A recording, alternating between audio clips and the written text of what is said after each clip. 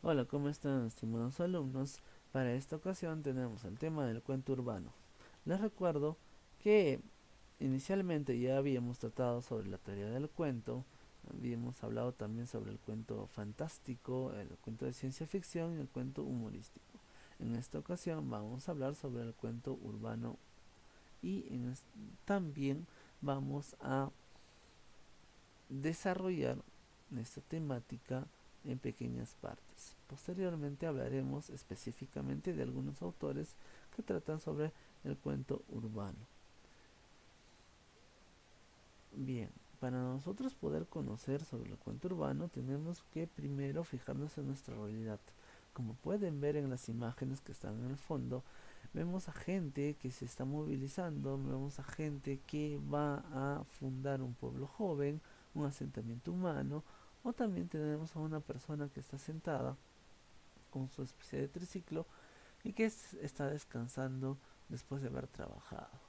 ¿Qué me dicen estas imágenes? Me dicen mucho de nuestra realidad peruana.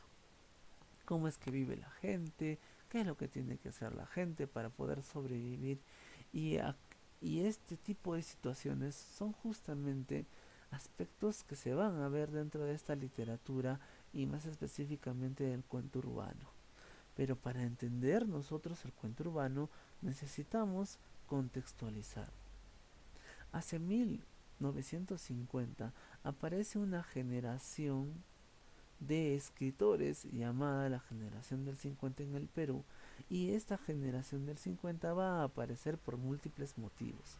El primero de los motivos es que nuestra realidad, sobre todo de la capital, era una realidad desordenada donde empezó a crecer de manera muy rápida la población en Lima. Por otro lado, vamos a tener que las comunidades indígenas en la sierra estaban siendo destruidas por la llegada de las minas. Y sucede que estas comunidades indígenas van a dejar sus pueblos, van a dejar la provincia y van a ir hacia Lima para buscar un progreso, un desarrollo que les permita sobrevivir.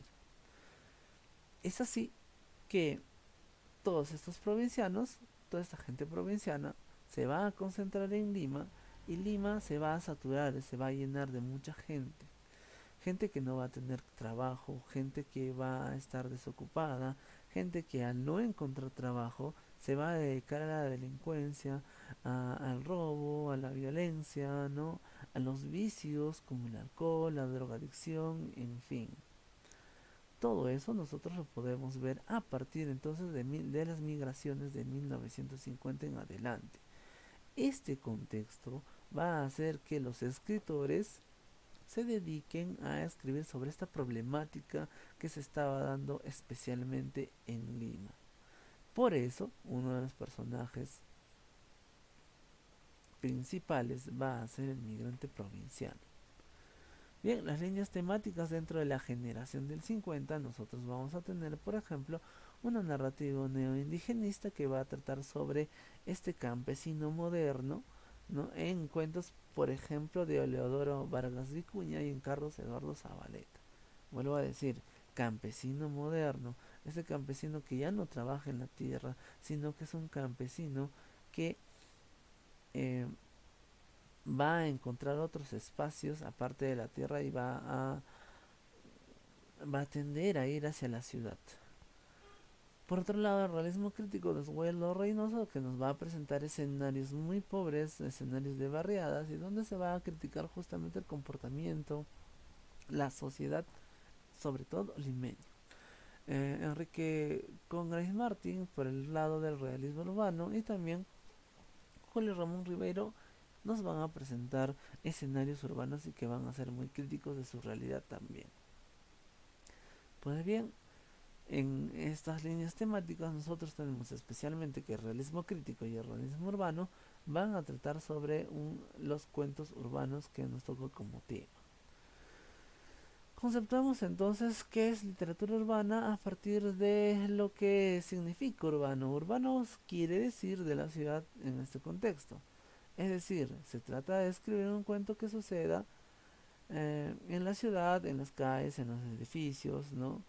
Y que lo que suceda sea parte de la historia.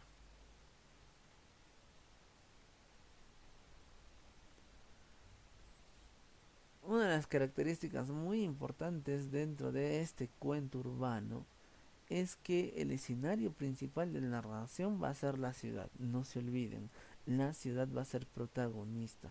Las descripciones del ambiente, de los lugares, van a tener que ser la ciudad, ¿no? Que como dijimos era un elemento del cuento.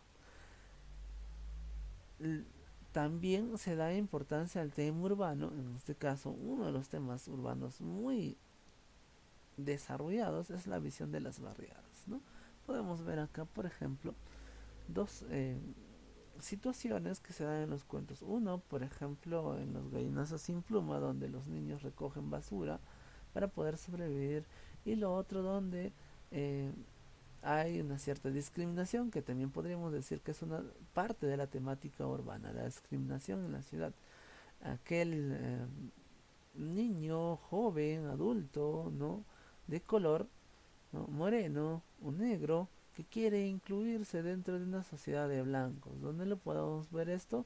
En el cuento Alienación de Julio Ramón Ribeiro, ¿no? En la que un negrito quiere justamente pertenecer a esa clase media, ¿no? O a esa clase blanca que suponen ciertos grupos. También se estudian los problemas de la clase media, es decir, los que no son ni tan ricos ni tan pobres, ¿no? Y todos los problemas que puedan tener ellos, ¿no? Como decía, por ejemplo, el hecho de la discriminación, ¿no? Que, a la cual se sometían cada uno. El personaje principal es el migrante provinciano, por supuesto, como mencioné, ¿no? Nosotros lo vamos a ver sobre todo en los cuentos de Carlos Eduardo Zabaleta, porque en Zabaleta tenemos historias que van, donde los personajes van desde la provincia hasta la capital, ¿no? Por ejemplo, podemos leer Pálido pero sereno de Eduardo Zabaleta u otros cuentos más donde vamos a poder también ver estos aspectos. Por otro lado, desarrolla la psicología de los personajes, eso es muy cierto.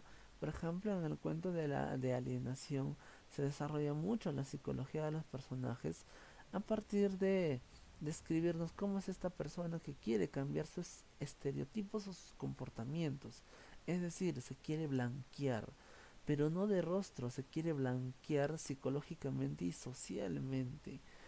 Algo que al final del cuento, bueno, se los invito a leer, no lo va a hacer, pero medianamente a través de una cuestión económica o social. Entonces, el desarrollo de la psicología también tiene que ver con ello, ¿no? La evolución de los personajes o el cambio de los personajes o las preocupaciones, incertidumbres que puedan sentir los personajes de manera interior. Bien, y tenemos como acá los representantes, Osvaldo Reynoso, por ejemplo, en Los Inocentes, donde él describe personajes y escenarios de las barriadas, ¿no? Estos personajes generalmente van a ser niños adolescentes y nos van a describir mucho cómo es que ellos viven, qué es lo que piensan, cómo sienten, cómo actúan, ¿no? En fin.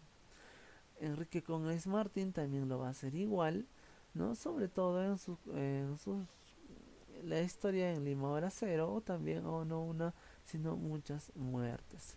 Por otro lado, también tenemos a Julio Ramón Ribeiro en Los Gallinazos sin Pluma, o en la recopilación, en la publicación La Palabra del Mudo, donde vamos a tener muchos cuentos también recopilados ahí. Carlos Eduardo Zabaleta, por su parte, que es un conocido nuestro, ¿no? Escribió El Cínico, Vestido de Luto, que también van a presentar de cierta manera esos escenarios de la literatura urbana. Les recuerdo que Zabaleta es un caracino, ¿no? Y es un representante ancashino que es muy conocido a nivel de esta literatura. Por supuesto, en las clases que vienen, nosotros vamos a tratar especialmente de la literatura de cada uno de ellos y vamos a hablar cómo es que presentan a sus personajes. También nosotros tenemos ya para el día de reforzamiento, Tristes Querellas en la Vieja Quinta, que es un cuento de Julio Ramos Ribeiro, donde vamos a poder observar aquellas características que he mencionado. Muy bien. Espero que te haya gustado este recorrido de la temática que vamos a reforzar en la clase. Entonces será hasta la próxima clase y esperando que ustedes puedan venir también a la clase de reforzamiento. Muchas gracias.